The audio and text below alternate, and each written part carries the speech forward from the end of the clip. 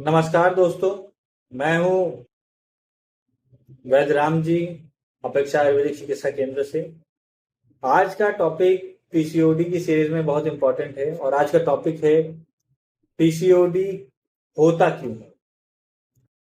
तो आजकल हर दूसरी लड़की में irregular period, weight gain, acne, बालों का झड़ना, चेहरे पे बाल आना, मूड स्विंग और इनफर्टिलिटी जैसे प्रॉब्लम होते हैं और जो फीमेल्स है इन सबसे परेशान।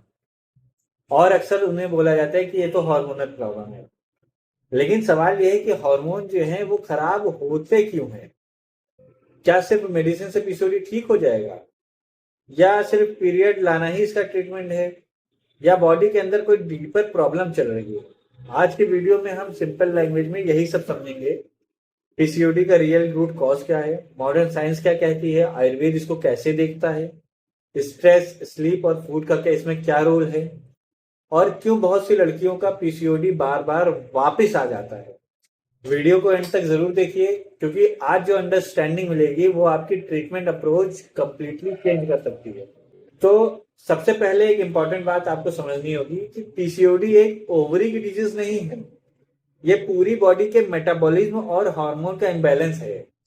नॉर्मली ओवरीज जो होती हैं ये हर महीने एक एग रिलीज करती हैं, लेकिन पीसीओडी में ये ओवुलेशन जो है ये इरेगुलर हो जाता है। हार्मोन इम्बैलेंस होने लगते हैं जिसके कारण से गांठें बनने लगती हैं ओवरीज में और पीरियड्स डिले होने लगते हैं। लेकिन असली प्रॉब्लम ओवरीज में नहीं होती है। असली प्रॉब्लम यूजुअली स्टार्ट होती है लाइफस्टाइल से, डाइजेशन से, स्ट्रेस से, इंसुलिन के इम्बैलेंस से और अनहेल्दी रूटीन से। इसीलिए सिर्फ हार्मोनल टैबलेट्स लेने से टेम्परेरी रिलीफ मिलता है, पर रूट कॉज जो होता है वो वही रह जाता है। और जब मेडिसिन बंद होती है तो सिम्टम्स वापस आने लगते हैं। इसीलिए रूट कॉज समझना बहुत जरूरी है। आज की लाइफस्टाइल पीसीओडी का सबसे बड़ा रीजन बन चुकी है। पहले लोग फिजिकली एक्टिव थे, वॉकिंग ज्यादा होती थी, बॉडी नेचुरली जो है वो कैलोरीज को बर्न करती थी, फैट को बर्न करती थी। लेकिन अब long sitting hours, office work, online classes, mobile addiction, exercise की कमी, ये सब मेटाबॉलिज्म को स्लो कर देते हैं। जब बॉडी इनएक्टिव होती है फैट एक्यूमुलेशन बढ़ता है, स्पेशली बेली का जो फैट है वो इंक्रीज होता है। हार्मोन जो होते हैं वो डिस्टर्ब होने लगते हैं और बेली फैट जो है ये सिर्फ एक्स्ट्रा वेट नहीं होता, यह हार्मोनल फैक्ट्री की तरह बिहेव करता है। यह इन्फ्लामेशन और हार्मोनल बैलेंस को और ज्यादा इंक्रीज करता है। मतलब कि इन्फ्लामेशन और हार्मोनल इम्बैलेंस जो है इसको और ज्यादा बिगाड़ सकता है। इसलिए बहुत सी फीमेल्स बोलती हैं, डॉक्टर साहब वेट बहुत ज्यादा और बहुत जल्दी बढ़ रहा है, और वेट बढ़ने के बाद पीसीओडी और ज्यादा एग्रेसिव हो जाता है। ये एक विशियस साइकिल बन जाता है। वेट गेन जिससे हार्मोनल इम्बैलेंस होता है, हार्मोनल इम्बैलेंस से ज्यादा पीसीओडी की समस्या होती है, पीसीओडी की समस्या ज्यादा होती है जो और ज्यादा वेट गेन होता है, और ये साइकिल चलता रहता है। इसी साइकिल को तोड़ना ट्रीटमेंट का इंपॉर्टेंट पार्ट होता है। आप बात करते हैं यहाँ पे स्ट्रेस की, तो आज की जनरेशन में क्रॉनिक स्ट्रेस बहुत कॉमन है। करियर का प्रेशर, रिलेशनशिप का स्ट्रेस, एंजाइटी, घबराहट होना, ओवर थिंकिंग, इमोशनल डिस्टरबेंस, नींद की समस्या। जब बॉडी कांस्टेंट स्ट्रेस में रहती है तो कोर्टिसोल नाम का एक स्ट्रेस हार्मोन रिलीज होता है और ये बॉडी में बढ़ता रहता है। और कोर्टिसोल डायरेक्टली इफेक्ट करता है किसको? इंसुलिन को, इंसुलिन के मेटाबॉलिज्म को, महीने जो मेंस्ट्रुएशन कह सकते हैं, और ओव्यूलेशन को। इसी वजह से स्ट्रेस के टाइम पीरियड जो होते हैं वो ज्यादा डिले हो जाते हैं। बहुत सी फीमेल नोटिस करती हैं एग्जाम टाइम में पीरियड्स बहुत इरेगुलर हो गए, इमोशनल स्ट्रेस के बाद साइकिल डिस्टर्ब हो गई। ये कोइंसिडेंस नहीं होता। माइंड और हार्मोन्स जो हैं ये डीपली कनेक्टेड होते हैं। आयुर्वेद भी यही कहता है। मेंटल स्ट्रेस जो है ये वात को डिस्टर्ब करता है, डाइजेशन को वीक करता है, हार्मोन इम्बैलेंस करता है। इसीलिए पीसीओडी ट्रीटमेंट में सिर्फ मेडिसिन नहीं, मेंटल बैलेंस भी जरूरी होता है। अब अगले पॉइंट पे देखते हैं जो है इंसुलिन रेजिस्टेंस। सबसे इंपॉर्टेंट रूट कॉज है ये। Insulin resistance. और बहुत ही सिंपल लैंग्वेज में मैं आपको समझाने की कोशिश करता हूँ। ये इंसुलिन एक हार्मोन है जो शुगर को सेल्स के अंदर ले जाने में हेल्प करता है, और वो सेल जो है उसको एनर्जी में कन्वर्ट करके यूज करते हैं। लेकिन जब हम excess sugar, junk food, cold drinks, bakery item, मैदा, प्रोसेस्ड फूड बहुत ज्यादा कंज्यूम करते हैं तो बॉडी इंसुलिन के अगेंस्ट रेजिस्टेंस हो जाती है। इसको बोलते हैं इंसुलिन का रेजिस्टेंस। रिजल्ट क्या होता है? बॉडी और ज्यादा इंसुलिन बनाती है, और एक्सेस इंसुलिन डायरेक्टली ओवरीज को इफेक्ट करता है, या मेल हार्मोन को भी ये इंक्रीज कर सकता है। अब उससे क्या होता है? Facial hair, acne, hair fall, irregular periods, ऐसे लक्षण देखने को मिलते हैं। इसीलिए पीसीओडी और डायबिटीज का कनेक्शन बहुत ही ज्यादा स्ट्रांग होता है। किसी भी महिला को अगर पीसीओडी है तो उसको डायबिटीज होने के चांसेस रहते हैं, और किसी भी महिला को अगर डायबिटीज है तो उसको पीसीओडी होने के चांसेस भी रहते हैं।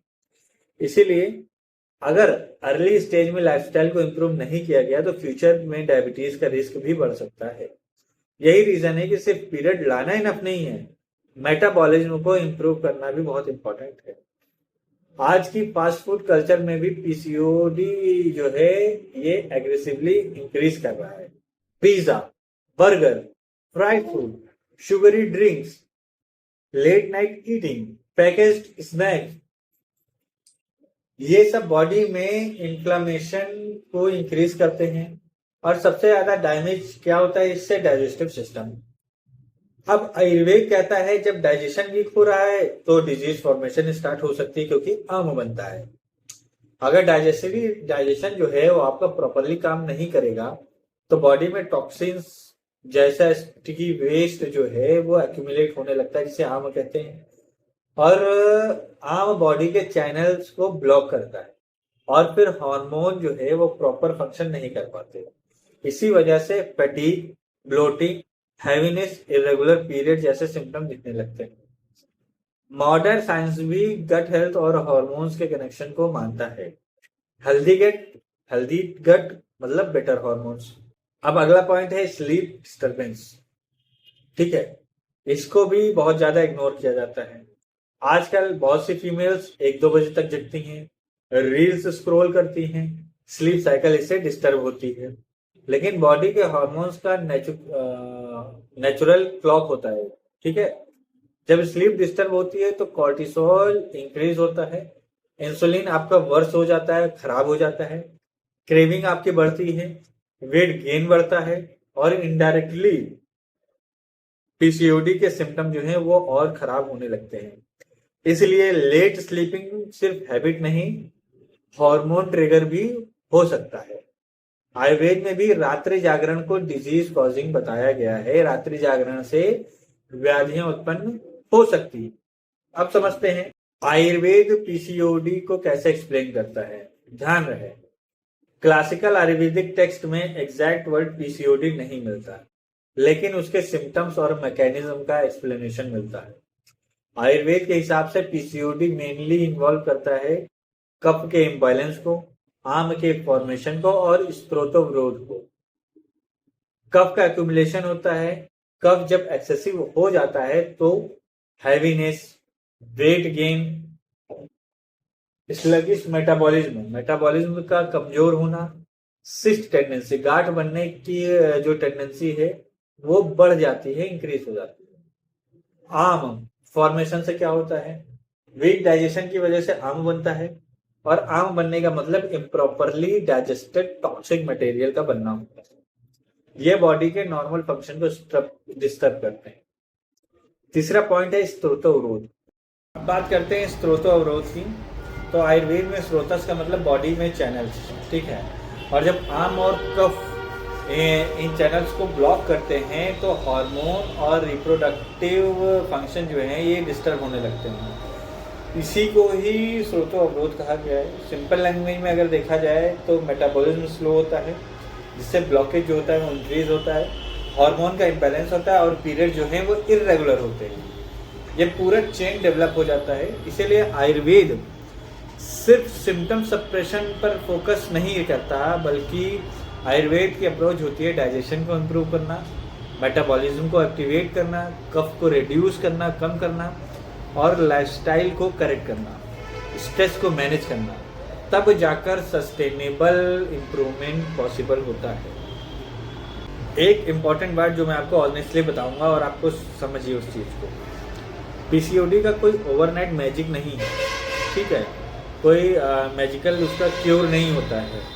ये मंथ्स या ईयर में डेवलप होता है धीरे धीरे, और इम्प्रूवमेंट भी इसकी धीरे धीरे स्टेप बाय स्टेप होती है। लेकिन गुड न्यूज़ ये है, अगर लाइफस्टाइल को इम्प्रूव किया जाए, वेट कंट्रोल किया जाए, स्लीप को बेहतर बनाया जाए, स्ट्रेस को मैनेज किया जाए, प्रॉपर ट्रीटमेंट लिया जाए, तो बहुत अच्छा इम्प्रूवमेंट पॉसिबल है। बहुत से केसेस में पीरियड्स रेगुलर होते हैं, वेट इम्प्रूव होता है, एक्नेस रिड्यूस होते हैं, फर्टिलिटी इम्प्रूव होती है, लेकिन कंसिस्टेंसी इन सब मामलों में बहुत ही ज़्यादा ज़रूरी है। तो दोस्तों, आज आपने समझा कि पीसीओडी सिर्फ हार्मोनल डिजीज़ नहीं है, ये लाइफस्टाइल, मेटाबॉलिज्म, स्ट्रेस और डाइजेशन का कंबाइंड इम्बैलेंस है, और रूट कॉज ट्रीट के बिना इम्प्रूवमेंट इसमें मुश्किल होती है। तो अगर आपको irregular periods, acne, weight gain, hair fall, facial hair या इनफर्टिलिटी इशू जैसे सिम्टम्स हैं, तो उन्हें इग्नोर मत करिए। अर्ली करेक्शन फ्यूचर कॉम्प्लिकेशन को प्रिवेंट कर सकता है। अभी से सुधार करेंगे तो भविष्य में आने वाली समस्याओं से बचे रहेंगे। अगर आपको ये वीडियो हेल्पफुल लगी हो तो लाइक करिए, शेयर करिए, चैनल को सब्सक्राइब करिए, और कमेंट में ज़रूर बताइए आपको पीसीओडी का कौन सा सिम्टम सबसे ज़्यादा डिस्टर्ब परेशान करता है। अगर आप मुझसे कंसल्टेशन लेना चाहते हैं तो आप दिए गए डिस्क्रिप्शन में जो कांटेक्ट है उस पर कांटेक्ट कर सकते हैं, या आप क्लिनिक पे आकर के भी मुझसे मिल सकते हैं, जिसके डिटेल्स मैंने डिस्क्रिप्शन में दिए हैं। धन्यवाद, मिलते हैं नेक्स्ट वीडियो में।